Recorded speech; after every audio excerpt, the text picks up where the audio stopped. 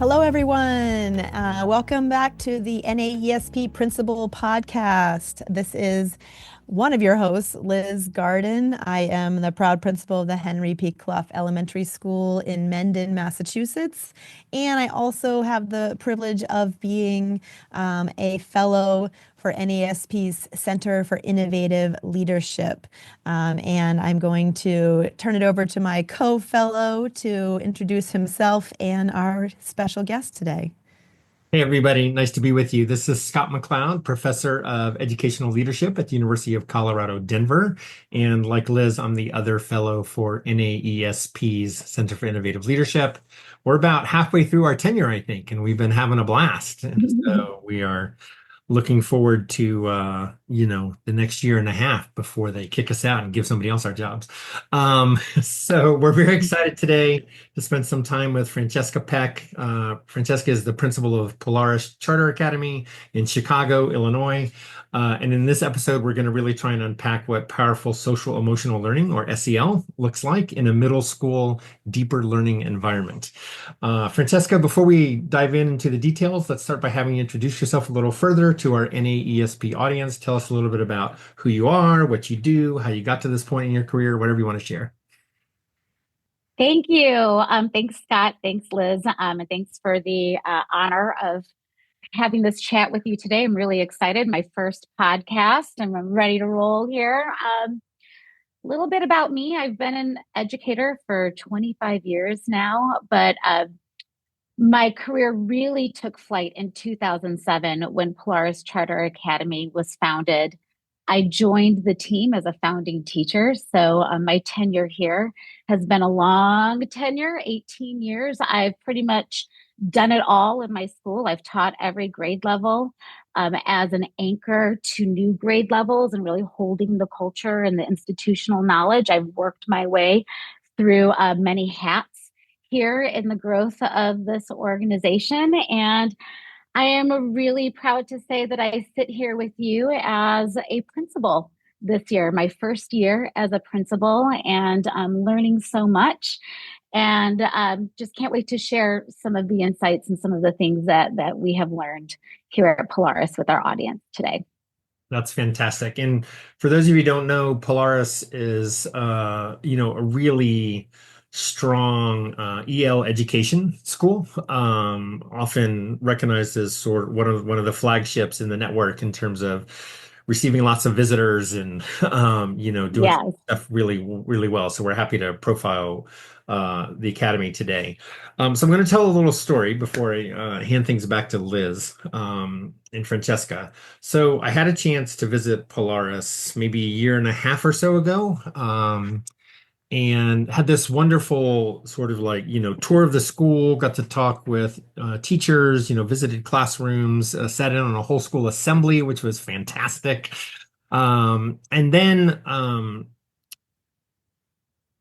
Francesca's team gave me a table full of seventh and eighth graders for about an hour, just to let me ask them questions from the student experience and to sort of unpack what their lives were like there.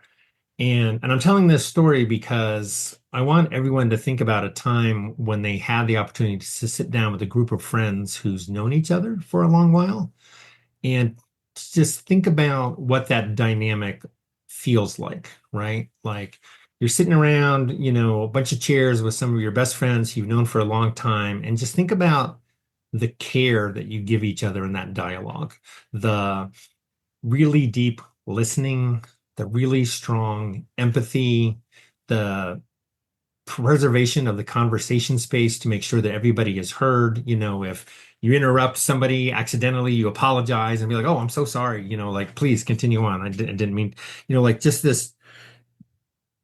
this care for each other in this dialogue space. And that's what I experienced for an hour with these middle schoolers at Francesca's school. And I don't think I've ever experienced anything like it before. I was just so impressed with how they leaned into each other, uh, their thoughts and ideas and opinions, how they respected and elevated and celebrated each other. Their care for each other, not just in the conversation space, but within the school itself. Like I heard lots of comments about how, we're in this together. We got to take care of each other. It's not, doesn't, seventh grader sitting right next to me said something along the lines of, it doesn't matter how well I do if my students who are, my fellow classmates aren't also doing well, we're a crew and we're rowing together and we have to take care of each other. And I'm a former middle school teacher, and I'm just like, what is happening here, right? Like, this is not normal middle school student dialogue and behavior. And I was just floored. I was just absolutely stunned. And I'm like, we need to unpack this a little bit about what's happening here. So with that story in mind, Liz, I'm going to hand things over to you and Francesca to get us started. This is a really special place around social emotional learning. Wow. Thank you for sharing that story, Scott. And as a mother of a current middle schooler and one about to go to middle school, I definitely want to hear more. So, Francesca, we're hoping that you might share with our audience about what SEL in the middle grades looks like there at Polaris. I mean, we just got an amazing image from Scott, but you're an EL school, which means you have advisory. What happens in advisory? What other SEL structures do you have in place? And, just tell us more. Yeah. Scott, I'm so happy that was your takeaway with our students. For anyone to understand how you get there, you really have to understand that as an EL education school, we are expanding our definition of student achievement, right? Character development is equally as important as academic achievement. So there's a strong emphasis on character. We are a kindergarten through eighth grade school, and that incubates and it begins even in the earliest grades and grows throughout our school. And so we take social emotional learning very seriously at our school, and through this lens of building relationships, right? And not building just sort of superficial relationships, but building the deep relationships, that deep care with one another. This idea of the power of the collective, right, is really the engine. It's something that we call crew as a EL education school. And so when we talk about building strong, deep relationships, when we're harnessing the power of the collective, we're really talking about a structure for what we call our advisory, we call crew meetings. And that's really where it all begins. That is our engine to support our students in developing the relationship skills necessary, the ethical person skills necessary to navigate their life in and outside of school. So, Francesca, I wonder if you could talk a little bit about sort of like how crew manifests itself throughout the school day, week, month, year, separate from the time blocks. Sure. So the two ways at our school. Crew lives as the culture, and one way we get to that culture is through a structure of crew. So we're talking about a culture of crew that's developed by a structure of crew. And in our middle school with our young adults, we have that culture, that structure that's supporting the development of that culture every morning. So throughout our school, kindergarten through eighth grade, everyone in this building for the first 35, 40 minutes are engaged in circling up in the structure of crew that fosters the culture of crew, of caring, of commitment, of collective responsibility. And so, and that is something that we anchor. It's rooted in a lot of research. We as a team, collectively as leaders and as teachers, really geek out on research-based best practices and how do you utilize a structure of crew that is going to yield that deep culture of crew, that where children feel like they belong, they feel a strong sense of purpose, their identity formation is really leading them to life success in and outside of school. So there's lots of research, lots of professional development, lots of reading, lots of geeking out on how do young adults develop from early childhood to adolescence, and then how are we utilizing the structure of crew in the morning strategically to build and foster those relationships, to teach those skills necessary for life success. Awesome. I'm just wondering, you said this is your first year as the principal there, Yes. but you've had a longer history in this school, which is, I think, so key and important. And Scott shared, I feel like, as an outsider coming in and witnessing that, I think, for me, that's kind of the best feedback a principal can get is when someone else can kind of come in and see like, okay, this is what I wanted to achieve. I'm sure you have a ton of stories. Can you share maybe some specific examples of where you have seen, because of all the work and the research you've done and, like where you have seen this kind of shine, and, just I would love to hear some more stories about, specific examples of how you've seen that. I love the thought about this crew mantra going from a structure being put in place to it being the culture, and that's taken a lot of work. But what are the end results here that you've seen? Yeah, I mean, the end results are the eighth graders that we graduate out into the world. And a very powerful moment is at the end of our trimesters and our student-led conferences, there are specific milestone grades that have the tradition of a passage presentation. And for our eighth graders, this is called their final word. And it is a final reflection point. And reflection runs deep at Polaris. We believe very deeply in the work of Dr. Camille Farrington, coming out of the University of Chicago's consortium on school research, really talking about the action reflection cycle. We don't learn from experiences on their own. We learn by reflecting on our experiences. And through that lens, really helping our eighth graders sort of be able to put together a TED Talk of sorts that really communicates very vulnerably their journey as they developed in their character and in their academics, some of the lessons that they have learned, the hard lessons that they have learned. They stand on their own 2 feet in front of a wide audience talking about their future plans, what they're going to take with them, what they've learned about themselves. And that right there is, to me, the proof that we are putting into the world capable young people who know themselves very deeply, right? That understand their patterns of choices, understand the reasons behind those choices, and can reflect and learn and name, right? That self-awareness that is just so difficult to build, right? It's such an important skill. We see this self-awareness just beautifully displayed in such strong ways and vulnerable ways during that final word passage presentation. And so that to me is the marker at the end of the eighth grade journey. I'm like, oh, listening to those final word presentations are certainly a collective for my staff and myself, my leadership team. That is our mark and our measure of success. Francesca, that's awesome. And I'm also cognizant that there's a whole bunch of people out there who'll be like, well, that sounds kind of touchy-feely, right? Like, are there other ways that you assess the success of crew and your SEL work?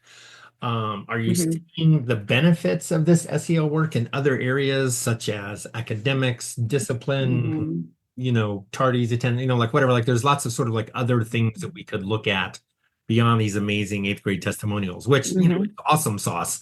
And I can just see some people being like, well, that's great, but what else you got? Yeah. I think that's valid, right? I think that when we're talking about social emotional learning in schools, like at least at Polaris, we're talking about it holistically, very much like a wraparound, multi-tiered system of support. And so When I talk about crew, that is a very strong tier one system of support, right? To make sure that students are seen and that they are connecting and building relationships. They're solving problems together. They are fixing relationships, right? Repairing relationships. But outside of that too, that it mirrors our discipline practice as well. And so we as a school within our social emotional principles and values as a restorative justice school, we look at discipline as an opportunity to, again, engage kids in reflection structures, really working with kids to help them understand why they are making the choices that they are making, really looking at situations as behavior is communication. If you are making a choice, right, what can we peel back the layers and understand where that is rooted in and where that is coming from? So we see that make incredible strides in our discipline, right? When we take the time, it doesn't mean that there aren't consequences now.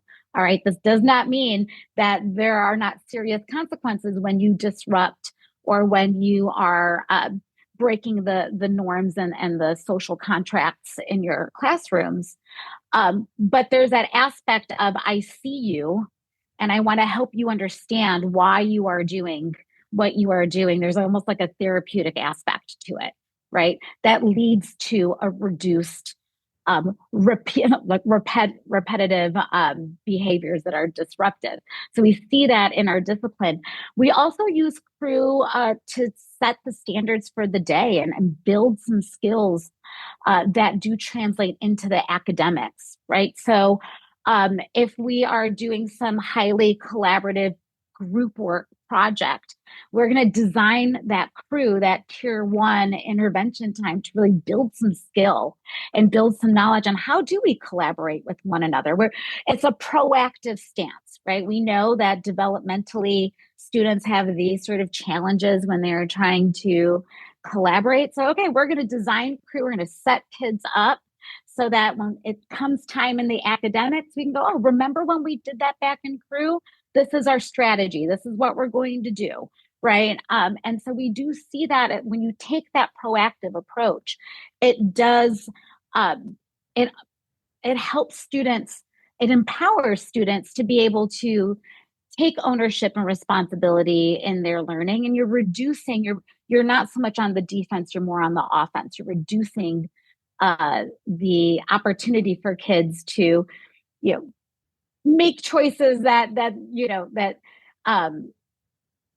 kids want to know what the expectations are. They inherently want to know what the expectations are and have the skills to meet those expectations. And so you're just staying on the proactive side and skill building, even the soft skills, not just the academic skills, but the soft social emotional skills for those academics. And so yes, we do see a reduction in conflict and disruptions in the classroom. It doesn't mean that it doesn't happen, but we do see a reduction. So kind of when you were talking, I was thinking about this is definitely not the typical conversation that happens when we talk about middle schoolers. I feel like while I have always been an elementary principal, I have a soft spot in my heart for middle school. I did teach it at one point. And as a parent, as I said, of middle schoolers, I guess my thought is I'm just wondering about your connection and engagement with your parent community.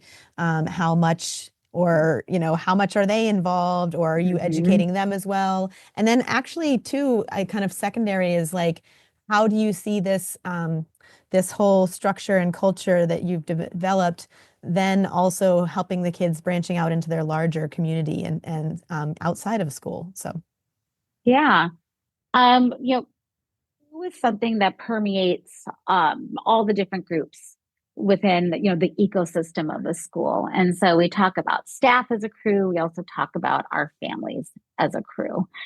And we adopt the same principles of that inclusivity, right? Like when there is a problem to be resolved, if we need to repair some harm, we are bringing families to the table. We are circling up with our families and taking that structure of crew to build that culture of crew within our families. It is in everything that we say and do with our families. And so our families understand and are able. It's really fun to hear our families and our parents say to their kids, well, that wasn't very crew-like of you, like I expect better of you, or I see you being crew here at school. I need you to be crew at home, right? I need you to get off your video game and do your homework at home. I'm working. I need to trust you, right? And so there's an adoption when you are inclusive of parents in this culture.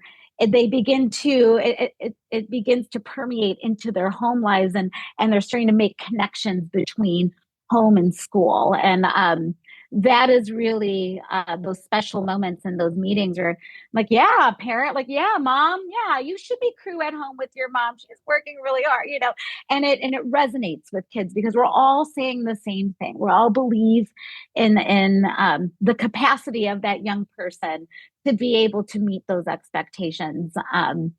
And so that is one approach that we take with parents. We do have a very busy parent population here. They work multiple jobs, right? I make sure that time that we have with our parents is time well spent and that it's strategic and intentional. And so the structure of crew helps make that time that we spend together feel like a connection. I think oftentimes families can feel like they are being tagged in as and expected to fix things on their own, right? Like, oh, your child is more of like a reporting rather than let's connect and let's work together in partnership to problem solve.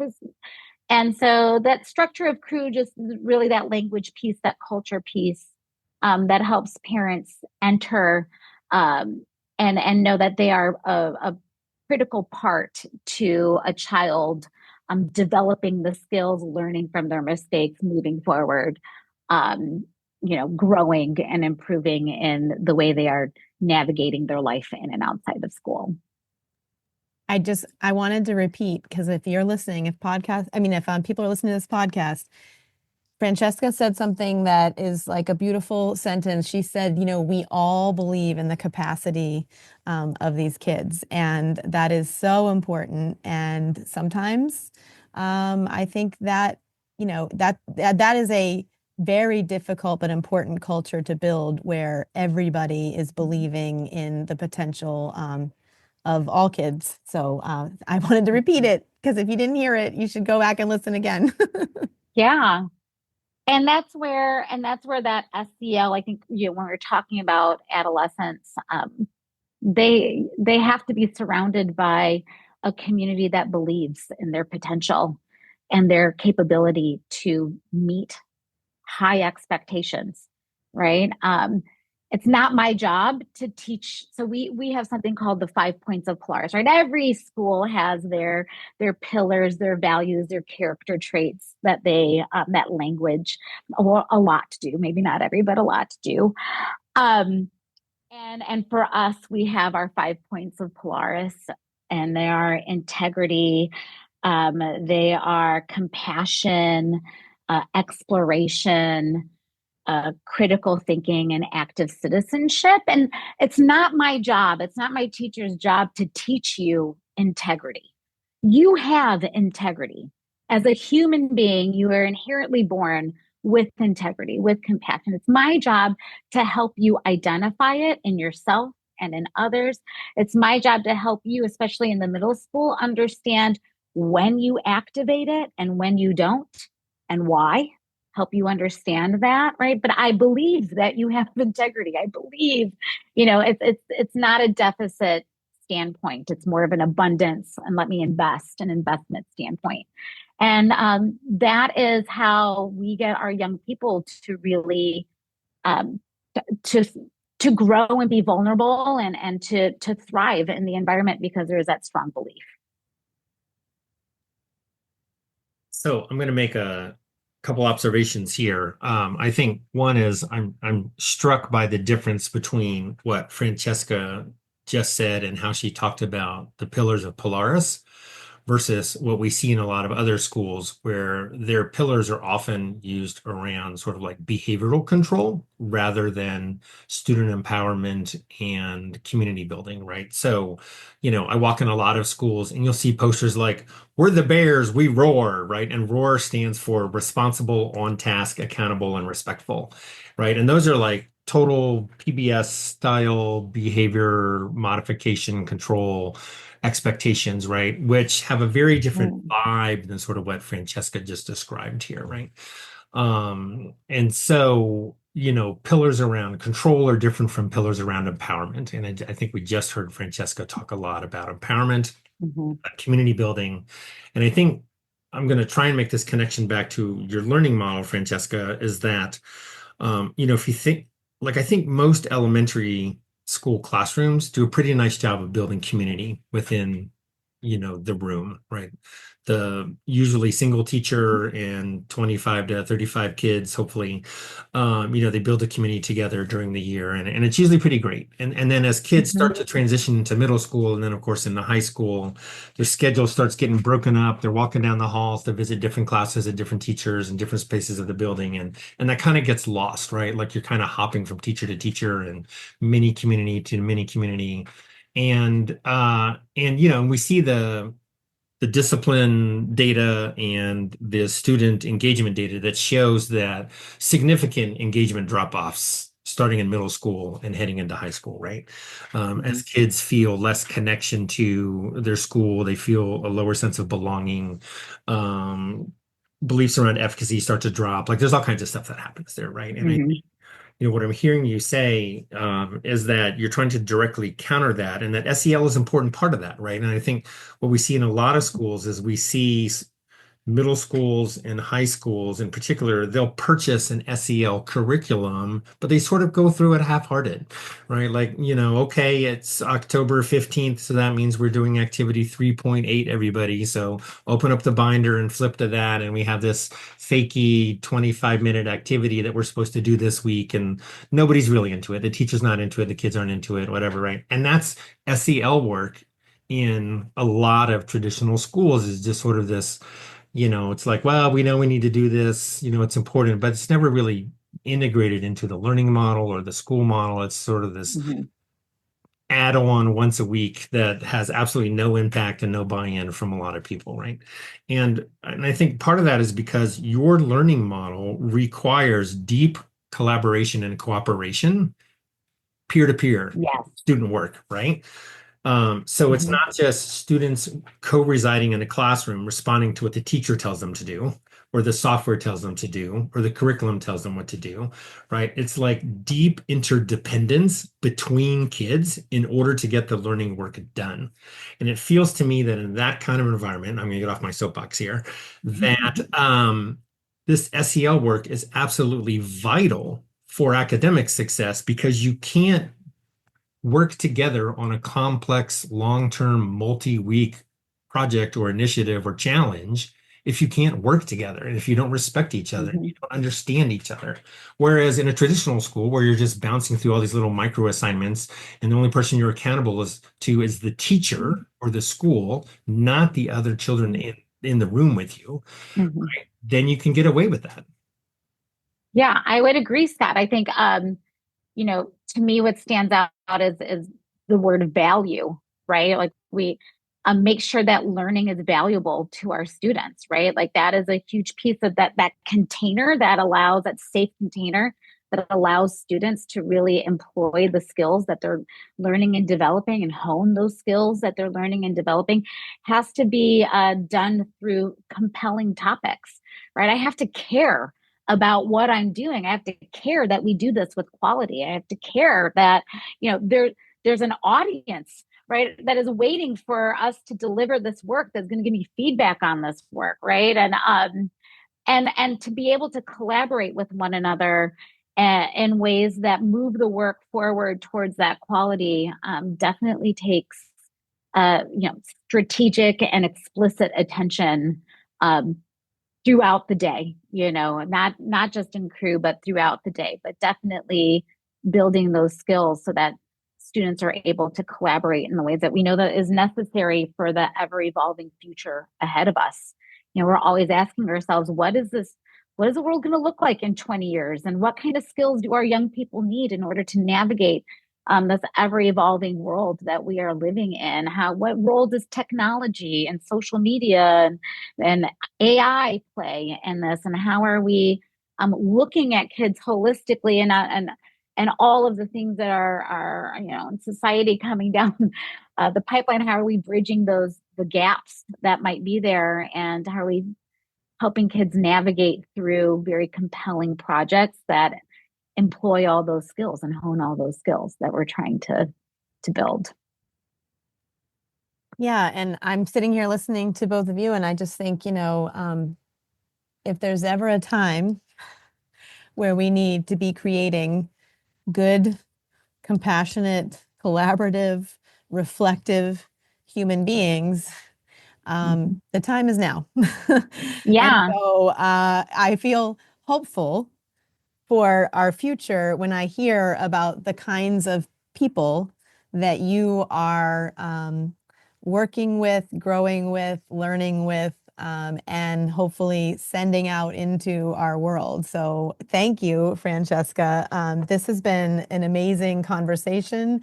And there's a lot to take away from this and think about how other schools could take a look and think differently about just actually, I'm just going to call it not even SEL, but just interacting with kids and adults and what that looks like. So thank you so much for sharing your school story with us and your students. And, I'm jealous of Scott because he gets to go and see all these amazing things happening, and I have to just hear about it secondhand. But that's okay. Maybe I will, make a trip to Chicago and pop in and see you. Yeah. And, kudos to you for being in your first year of the principalship as a principal who's now in my 18th year.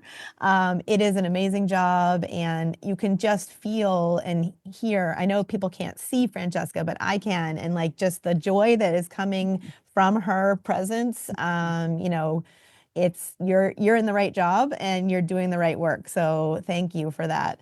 And I don't know, speaking of being a first year principal, I'm going to do my little plug here. Now, we'll see when this podcast comes out, but I'm getting excited about this summer, the NAESP United National Conference. Scott and I will be there. It is in Seattle, Washington, at the Seattle Convention Center. I can't wait. I've never been to Seattle, so I'm excited to go there. It's going to be July 11th through the 13th. It is for pre-K to 12 school leaders across the country and sometimes outside of the country. We have lots of people that join us. I'm just going to remind people that if you haven't registered, get out there and register to attend. It should be awesome. Some of the people that we have keynoting, I'm excited. Dr. Goldie Mohammed, I have seen her speak several times. She's amazing. If you don't know, she has a book, Cultivating Genius, and her newest book, Unearthing Joy, is just a treasure to read. So she's going to be one of the keynote speakers. John Maxwell, lots of people know of him. He's a #1 New York Times bestselling author, speaker, coach, leader. And then actually, I don't watch the show, but if you're a fan of Shark Tank, Damon John is going to be there as well. He has been, I think, 16 seasons on that show. So should be interesting. But there's also so many other amazing presentations that will happen. And to be honest, my favorite part of these conferences is the conversations that happen in between the sessions and the networking that happens. And so for a first year principal, it's a great chance to meet other leaders and talk about work that's happening in all different schools. So if you're listening to this podcast, I hope you are now going and registering if you haven't already for the United Conference. That's it for us for now. Thanks for joining. Thank you, Francesca. Thanks, Scott. And we will tune in next time to our next Principal podcast.